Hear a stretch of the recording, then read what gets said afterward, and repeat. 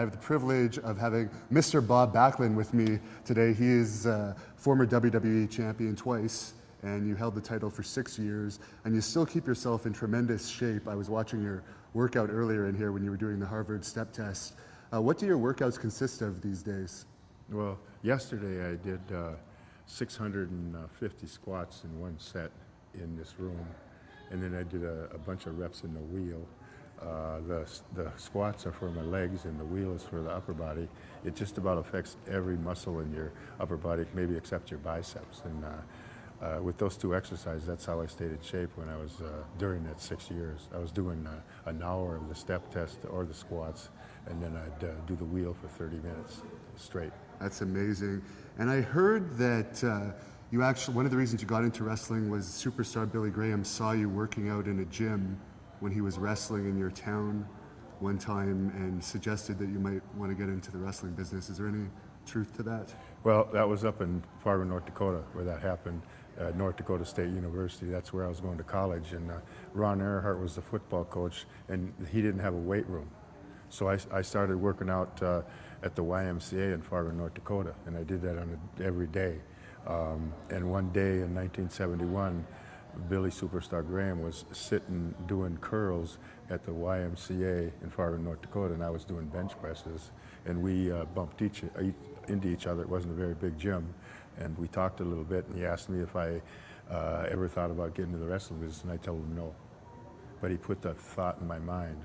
And I played 1 year of semi-pro football out in Illinois, at Mundelein, Illinois. And I was driving home thinking, you know, there'd been guys that were in that league for 10 years and not made it into the big time.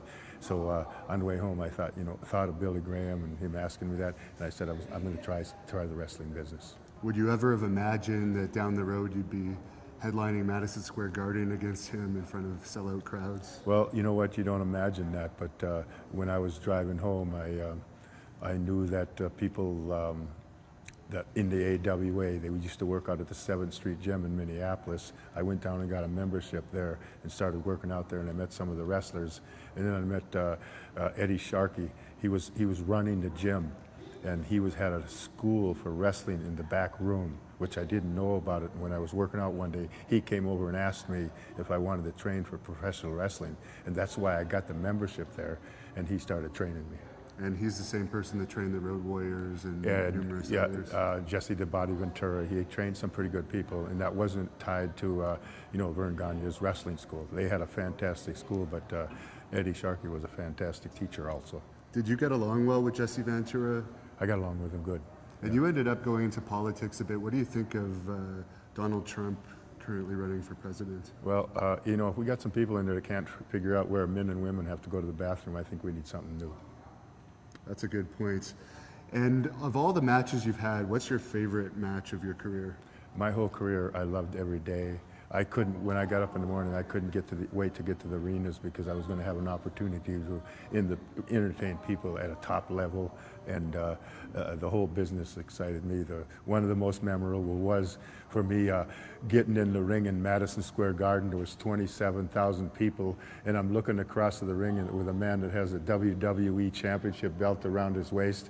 And I was going to be taken from it. It was a man that I met in 1973 in Fargo, North Dakota at the YMCA, Billy Superstar Graham.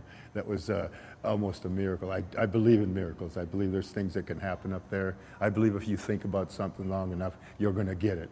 And when I left Princeton, Minnesota, I didn't pay any attention to the people that said you're never going to make it. You're not that kind of person that succeeds. You're not Mad Dog. You're not the Butcher. You're just you, and that you can't be successful. I was focused. I tested some principles in 2 different colleges that worked very well. I knew I was going to get there. My goal was to get to Madison Square Garden. I didn't think about money at all, and I never discussed money with Vince McMahon Sr. at all. But my goal was to get to Madison Square Garden. It was a great thing to be able to achieve that goal. And I read that you were one of the few WWE champions that actually wrestled a lot of other world champions, such as Antonio Inoki, the NWA World Champions. I think you wrestled Harley Race and Ric Flair Yes. to draws. Is that because they And then, trusted Nick you, Bockwinkel. Nick Bockwinkel, for the AWA World title? Is that because they trusted that you could take care of yourself with your amateur wrestling background? That had a lot to do with it. That had a lot to do with it. You know, when somebody back then thought somebody that was going to have the championship had to be somebody that could handle himself, because you never know in the ring when somebody's going to try to take you on. And is it true that when you lost the title to the Sheik, originally they actually wanted to make you turn heel and lose it to Hogan? Well, they wanted me to turn into a bad guy, and in 1974, and I had a daughter that was 6 years old, and I told them I won't do that. I would think I would hurt her in school. Kids would tease her, kids would laugh at her, or maybe even poke at her, make fun of her, and I wasn't going to do that to my daughter. And I made a lot of promises to young people about doing the right things and trying to be a role model, and I didn't want to let them people down. And in the later part of your career, you ended up becoming a great heel, actually. Is there any of your, do you have any favorite memories of your time as a heel in the later years when you were feuding with Bret Hart? Well, see, I would argue about that because I wasn't really a heel. I was doing good things. I was saying good things. I was talking about making people responsible for their own actions. Some people don't want to be responsible for their actions. And I had a policy that you had to recite the presidents of the United States to me to procure my signature. I was trying to encourage people to memorize the presidents and learn things. And that's not a bad thing. People just didn't want to hear those things. Our society went downhill a lot from the 80s to the 90s because they had a bad role model. That's correct. So I don't suppose that you were a big fan of Steve Austin when he was that wasn't the role model I'm talking about, but oh, I know. Vince McMahon Sr., a champion, had to be a role model outside of the ring more so than in the ring. Correct. That wasn't one of his criteria for a champion. And when guess, he wasn't there, that criteria wasn't there. So you would include Hulk Hogan probably in that category as well? Wouldn't you? With everything we found out, yes. And for your fans, you're still on WWE TV. You have a book out. Where can people buy the book, and where can people follow you? Well, I have a website. It's bobbacklundnow.com. They can order it there. I mail it to them personally. I sign it for them, and I put a business card where they can call me and let me know how they like the book when they get it. Oh, that's excellent. And that it's goes Bob over your whole Backlund. It's career? Bob Backlund book. bobbacklundnow.com.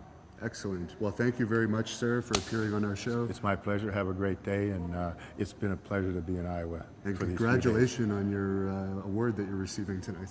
Thank you. Thank you. I appreciate it.